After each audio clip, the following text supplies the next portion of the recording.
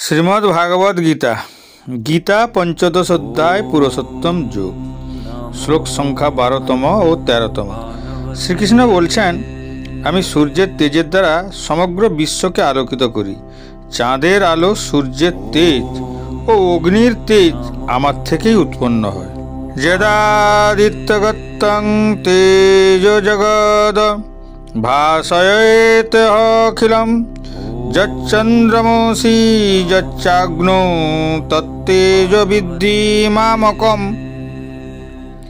সূর্যের এই জ্যোতি এবং চন্দ্র ও অগ্নির যে জ্যোতি সমগ্র জগৎকে উদ্ভাসিত করে তা আমারই তেজ বলে জানবে। মানুষের প্রকৃতি এমন যে আমাদের কাছে যা গুরুত্বপূর্ণ বলে মনে হয় তার প্রতি আমরা আকৃষ্ট হই। শরীর, স্বামী, স্ত্রী, সন্তান, সন্ততি ও সম্পত্তিকে গুরুত্ব মনে করে তার প্রতি আকৃষ্ট হই। শ্রীকৃষ্ণ বলেন যে মহাবিশ্বে যা কিছু গুরুত্বপূর্ণ তা হলো তার শক্তি। ভগবান বলেন যে সূর্যের তেজ পৃথিবীকে উত্তাপ আলো প্রদান করে। সেই তেজ সূর্যকে তিনিই দান করে থাকেন। বিজ্ঞানীরা অনুমান করেন যে সূর্য প্রতি মুহূর্তে লক্ষ লক্ষ পারমাণবিক বিদ্যুৎ কেন্দ্রের সমতুল্য শক্তি নির্গত করে। বিলিয়ন বিলিয়ন বছর ধরে সে এই কাজ করে আসছে, তবুও তার শক্তি কমেনি বা তার শক্তি নির্গমন প্রক্রিয়ার কোনো ত্রুটি হয়নি। সূর্য একটি বিস্ময়কর মহাজাগতিক বস্তু হিসাবে বিগ ব্যাংয়ের কারণে হঠাৎ অস্তিত্বে এসেছে। বিজ্ঞানীদের এমন ধারণা হতে পারে, কিন্তু সূর্য ঈশ্বরের শক্তিতে শক্তিমান মূর্তি। একইভাবে চাঁদ রাতের আকাশকে অদ্ভুত আলোক শক্তি প্রদান করে। যদিও বৈজ্ঞানিক সিদ্ধান্ত যে চাঁদের অস্তিত্ব শুধুমাত্র সূর্যের আলোর প্রতিফলনের কারণে, কিন্তু এই বিস্ময়কর ব্যবস্থাটি ঈশ্বরের উপস্থিতির দ্বারা সম্পন্ন হয় এবং চাঁদ ঈশ্বরের উপস্থিতির অনেকগুলি প্রকাশের একটি। এই প্রসঙ্গে কেন উপনিষদে একটি কাহিনী বর্ণিত রয়েছে। দেবতা এবং দানবদের মধ্যে একটি দীর্ঘকালীন যুদ্ধের বর্ণনা পাওয়া যায়, যেখানে দেবতারা শেষ পর্যন্ত বিজয়ী হয়েছিলেন। দেবতারা তাদের বিজয় গর্বিত হয়ে ভাবতে লাগলেন যে তারা তাদের দেবত্ব শক্তি দিয়ে অসুরদের জয় করেছেন। তাদের এই অহংকার বিনাশ করতে ভগবান স্বর্গীয় আকাশে যক্ষরূপে আবির্ভূত হন। তার রূপের তেজ ও ঔজ্জ্বল্য সমস্ত ব্রহ্মাণ্ড দীপ্তময় হয়। স্বর্গের রাজা ইন্দ্র সর্বপ্রথম তাকে দেখেন এবং অবাক হয়ে ভাবেন যে শুধুমাত্র এক যক্ষ সূর্য, অগ্নি ও চন্দ্রের থেকেও বেশি উজ্জ্বল। সেই যক্ষের কথা জানতে অগ্নিদেবকে পাঠালেন। অগ্নি যক্ষের কাছে এসে বললেন, আমি অগ্নিদেব, আমি এতটাই ক্ষমতা সম্পন্ন যে সমস্ত ব্রহ্মাণ্ডকে এক মুহূর্তে পুড়ে ছাই করে দিতে পারি। দয়া করে বলুন আপনি কে?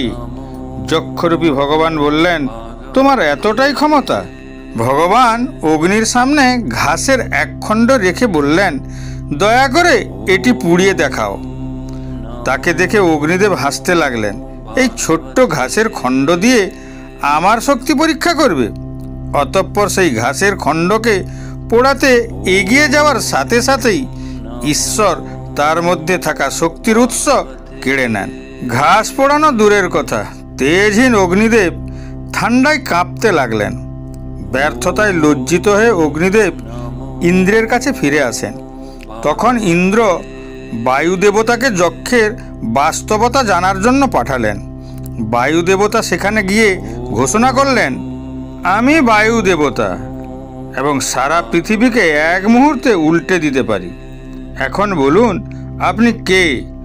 যক্ষরূপী ভগবান তার সামনে ঘাসের একটি খণ্ড রাখলেন এবং অনুরোধ করলেন, দয়া করে এটি উল্টে দাও। বায়ুদেব দ্রুত গতিতে এগিয়ে গেলেন। সাথে সাথে ভগবান একইভাবে তারও শক্তির উৎস কেড়ে নেন। ঘাসের খণ্ড উল্টানো দূরের কথা, বেচারা বায়ুদেব এক পা এগোতেও পারলেন না। লজ্জিত বায়ুদেব স্বর্গে ফিরে এলেন। অবশেষে ইন্দ্র সেখানে উপস্থিত হতেই ভগবান অদৃশ্য হয়ে যান এবং তার স্থলে উমার যোগমায়া শক্তি সেখানে আবির্ভূত হন।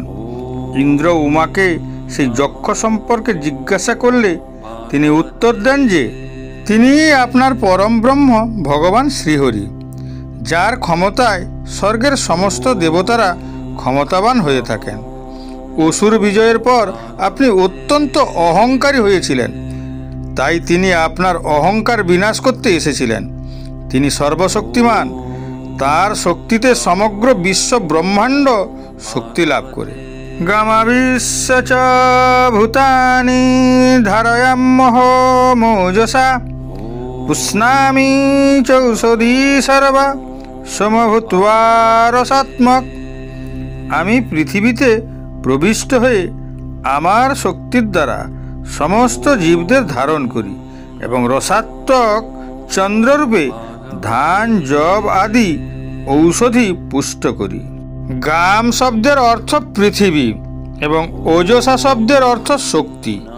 পৃথিবী একটি বস্তুর ভর, কিন্তু ঈশ্বরের শক্তিতে এটি স্থাবর এবং অস্থাবর উভয় প্রকারের জীবন গঠনের বসবাস ও টিকিয়ে রাখতে সক্ষম।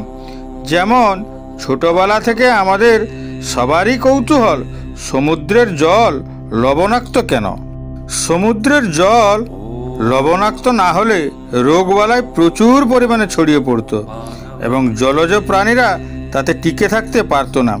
সুতরাং এর সাথে যুক্ত তত্ত্ব যাই হোক না কেন, ঈশ্বরের ইচ্ছায় সমুদ্রের জল লবণাক্ত।